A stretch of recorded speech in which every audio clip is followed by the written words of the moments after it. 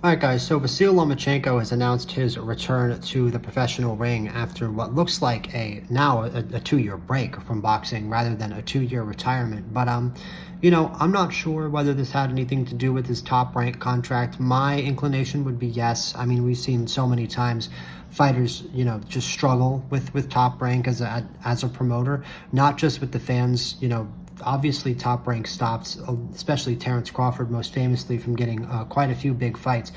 So not only fans were frustrated with Top Rank, but it's widely known that a lot of fighters have also been frustrated over the years with Top Rank as well. So it's not terribly surprising that Lomachenko might take a break, partially just to take a break after such a long, grueling career, but also to let this Top Rank contract expire and potentially to sign here with Zuffa Boxing, which is of course the foremost rumor here now that this news is broken. People already, of course, speculating about that Tank Davis fight that we never got. I mean, that's really the unfinished business for Lomachenko. So it does make me immediately wonder about Tank Davis, right? Like, is that fight sort of the one that's being planned behind the scenes here? And that makes me wonder, like, does somebody out there know more about Tank Davis's availability to fight? Not that I'm a Tank Davis fan or that I even want to see him fight. I'm really disgusted by how he carries himself outside of the ring, and I don't really want to see him fight again. But, for Lomachenko, there's also Shakur Stevenson at this weight. There's a potential rematch against Devin Haney. There's Rolly Romero. There's a lot of great fighters at this weight that I'd love to see match up against Vasyl Lomachenko. With the caveat, of course, that Vasyl Lomachenko hasn't lost any of that signature twitch, any of that signature speed that made him so great for so many years. And the truth is, I don't think that he has. I sort of think that if between those two reasons, right, you've got the top rank deal and you've got him needing a break.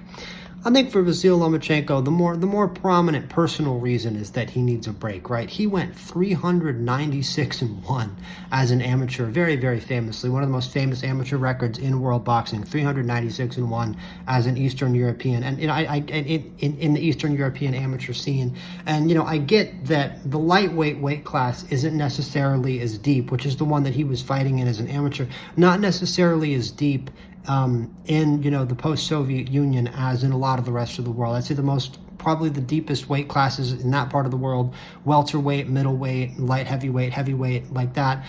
Whereas it's Japan, the Philippines, Mexico are more of the countries where I think of lightweight being a super strong weight class. So 396-1, it maybe doesn't hit quite as hard in Ukraine as it does in Mexico as a lightweight, but it's still an absolutely insane record that deserves every bit of the respect it's always gotten. And, you have to just include that because he was only 25 when he turned pro, right? He was already 396-1 as a amateur. He'd already fought that many fights by the time he turned pro.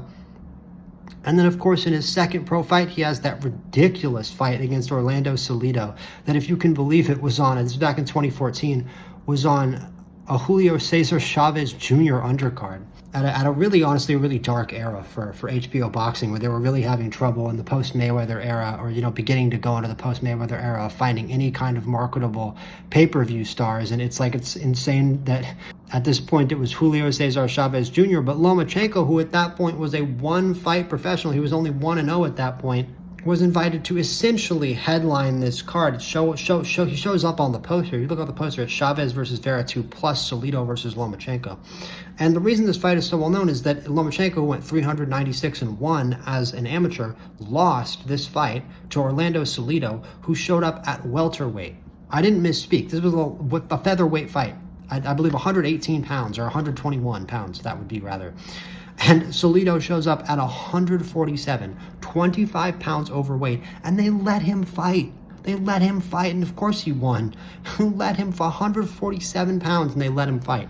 I don't think he was 147 pounds on the day of the weigh-in, but he rehydrated to it. He missed weight by an incredible amount, and they still let him fight. I mean, this is 2014. Remember last year when Keyshawn Davis missed weight by 4 pounds against Edwin De Los Santos, and Edwin De Los Santos pulled out of the fight, right?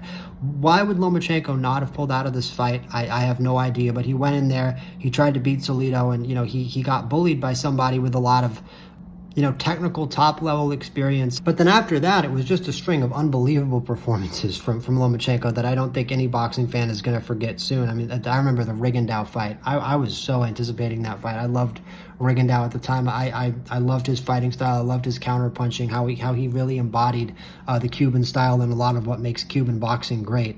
And I expected him to give Lomachenko a much better fight than he did. And Lomachenko really blew him away and made him look bad. And it was a sad night for Rigondeaux, but it was a great night for Lomachenko, and it showed the magical hand speed of Lomachenko, the magical head speed of Lomachenko, how he isn't just somebody who's going to stand right in front of you. And that was always a big criticism of Lomachenko that I had, that he came up from the amateur ranks into the professional ranks, but he didn't really abandon his amateur style too much. It's a little too simplistic to say he went 396-1 as an amateur, so he just carried that style over into the pros and went 18-3. That's a little overly simplistic to me. I prefer it to say that he went into the professional ranks and it's just not the same anymore. There are guys who not only are going to be bigger than you, like Salido, but there are guys who are going to move, like literally move in different ways, right? There's a culture in the amateur scene where, not even a culture. They're wearing headgear, right? So obviously there is a culture of stand and trade, of like, we're going to stand in front of each other and see who can hit the other guy with the most effective power, right? That's not necessarily what professional boxing is. Professional boxing also includes a lot more craft, a lot more gamesmanship, and a lot of that is built on your deeper fight style, which is actually based on not just your body position, but the way you locate yourself in the ring and the way you locate yourself relative to your opponent. It isn't so much about the flashy matrix like Vasyl Lomachenko's style. It's not that the pro game isn't suited to that. It's not that you can't do that in the pro game. Harry Greb did it 100 years ago. And it's always going to appeal. It's always going to be beloved, especially by old school boxing fans. But you saw when he went up against Teofimo Lopez and when he went up against Devin Haney, and especially, again, like these are both guys with size. They're both guys who are big compared to Lomachenko. But you saw in each of those fights, with Teofimo Lopez, you saw somebody walk him down. You saw somebody cut the ring. You saw somebody who has very direct and confident counter-punching and forward-moving punching and size and was able to cut the ring.